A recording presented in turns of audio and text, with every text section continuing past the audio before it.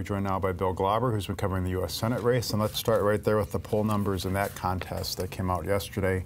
So there, the poll showed that Russ Feingold was leading with 45% of the vote, Ron Johnson 44%, and Libertarian Phil Anderson, who no one has probably much heard of, with 3%, but having a potential impact there. So the last poll was a 2-point lead.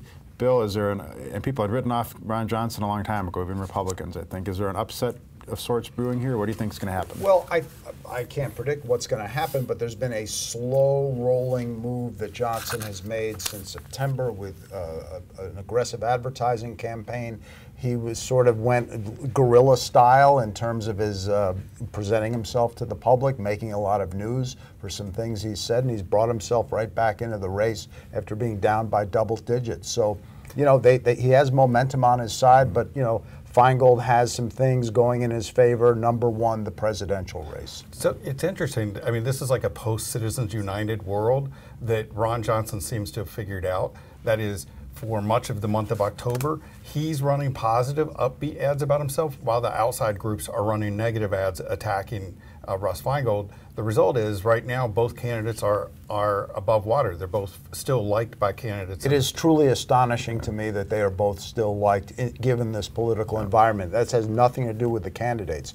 They have each weathered some fierce negative attacks, and yet they both still are rated, their approval is higher than their disapproval. I am shocked. Yeah. Well, let's talk, Dan, here about some of the themes we're seeing in the final days here. So, you know, the Johnson campaign is sitting pretty hard that, you know, Russ Feingold's a phony, especially on campaign finance. Literally calling him a phony. Russ Feingold's seizing on this tax haven of Ireland and so forth. Do you see any sign that these are breaking through with voters, or what's your sense? You know, I think everybody's hopeful that something's going to break through with voters. Right now we have 13 outside groups currently spending money in this race. $10 million at least in the last week alone. But I think it's, you know, there's the potential that this is a key factor in determining who's going to control the Senate.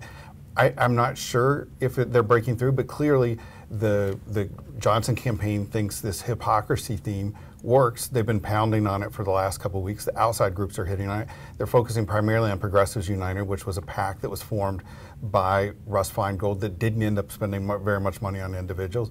And the Feingold campaign, their strategy has been for the last 2 months to use excerpts, either video or audio, of Ron Johnson, and they're doing it with this new ad about the tax haven, and I understand they're going to be hitting some more on other tax issues with him. Basically, they're trying to paint him as a rich guy who's out of touch with the ordinary concerns of Wisconsin. Which is, I mean, if you want to look at it in terms of negativity, is it the hypocrite against the out of touch wealthy guy? That's what they're trying to portray each other as. Let's talk about briefly here what does each need to go right in order to win on Tuesday? So for Ron Johnson, what does he need? A strong Trump performance, or what? Yes, he needs a strong Trump performance. They have to narrow that gap. I mean, I was told early on that Trump had to be within 100,000 votes for Johnson to have a chance of pulling off the upset. So, you know, clearly Trump has got to close the gap with Hillary Clinton. He probably has to have people in suburban Milwaukee go into the polls, skip the first vote,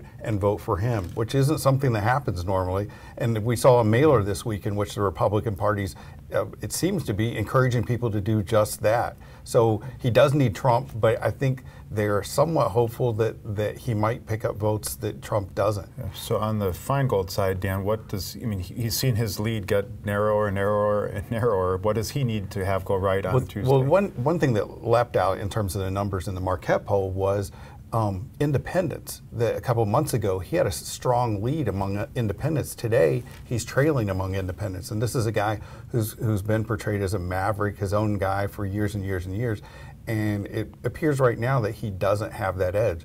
For him to win, I think first you have to have Hillary Clinton perform strong, but I think he also has to establish himself in some way with those independents. And he hasn't made any mistakes. I mean, he's run a by-the-book, textbook campaign, really has not made any mistakes. But it's been a little dull in the last month. He's not generated, I mean, some could say that he's cruised over the last month, I think.